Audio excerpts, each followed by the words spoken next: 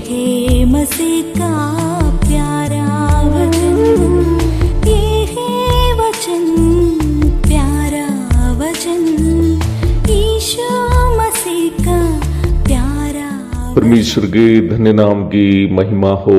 प्रभात मनन के सत्र 1822 में आप सभी का बहुत ही विनम्रता के साथ स्वागत करता हूँ। आइए आज का मनन के लिए हम पढ़ते हैं इब्रानी अध्याय 3 पद 18 और 19। और उसने किनसे शपथ खाई कि तुम मेरे विश्राम में प्रवेश करने ना पाओगे? क्या केवल उनसे नहीं जिन्होंने आज्ञा न मानी? अतः हम देखते हैं कि वे अविश्वास के कारण प्रवेश ना कर सके। हम बीते दिनों में अविश्वास के बुरे परिणाम के बारे में संक्षेप में मनन कर रहे थे। इस्राएली जो यद्यपि मरुभूमि की सफर में पानी, भोजन आदि प्राप्त करते रहे, परंतु परमेश्वर की सामर्थ्य पर जैसे उनको भरोसा करना था वैसा नहीं कर पाने के कारण परमेश्वर उनके लिए जो वास्तविक आशीष रखी थी उसे उनमें से बहुत सारे लोग प्राप्त नहीं कर पाए।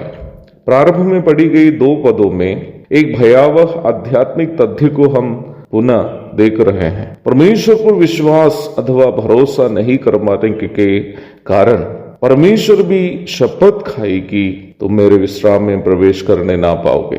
17वीं आयत में हम ये बात देखते हैं कि उन अविश्वासी इस्राएलियों का शव मरुभूमि में पड़े रहे। हिंदी बाइबल में दिया गया जंगल शब्द का शाब्दिक अर्थ वन नहीं है बल्कि मरुभूमि है।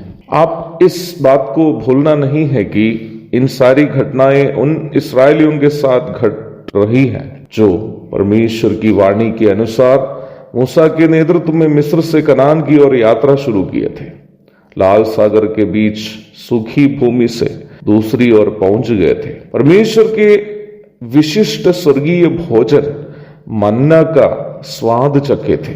परमेश्वर के सामर्थ्य कामों को अनेकों बार अपनी आंखों से देखे थे और उसके परिणामों को अनुभव भी किए थे, परंतु परमेश्वर पर जैसे भरोसा करते हुए एक जीवन बिताना था वैसे नहीं बिता पाने के कारण उनमें से बहुत सारे लोग मरुभूमि को पार नहीं कर पाए। कितनी दुखदाई घटना है। जिस लक्ष्य के लिए सारी तकलीफें सहते हुए झेलते हुए एक लंबी सफर तय की थी, पर लक्ष्य तक पहुंचने के पूर्व सफर समाप्त करनी पड़ती तो ये कितनी निराशाजनक बात होगी। क्या उन इस्राएलियों के साथ जिनकी लाशें मरुभूमि में ही गिर पड़ी थी ऐसी ही नहीं हुई थी? बिल्कुल।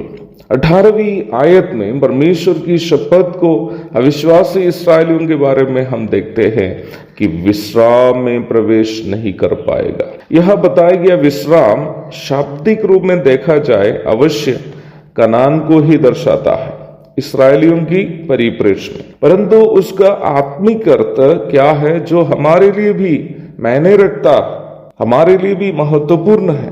क्या कनान स्वर्ग का प्रतीक है जैसे कई मसीह लोग सोचते हैं? यदि कनान स्वर्ग का प्रतीक है तो क्या मूसा, हारून आदि भक्त लोग जो कनान में प्रवेश नहीं कर पाए क्या स्वर्ग में नहीं देखेंगे हम उनको? यदि कनान स्वर्ग का प्रतीक नहीं है तो फिर कनान किस चीज का प्रतीक है?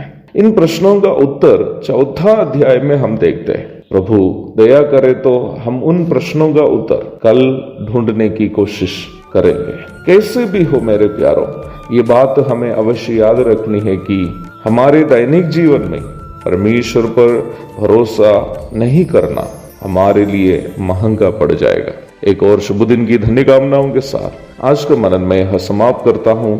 प्रभु आप सबको आशीष दे। आमीन।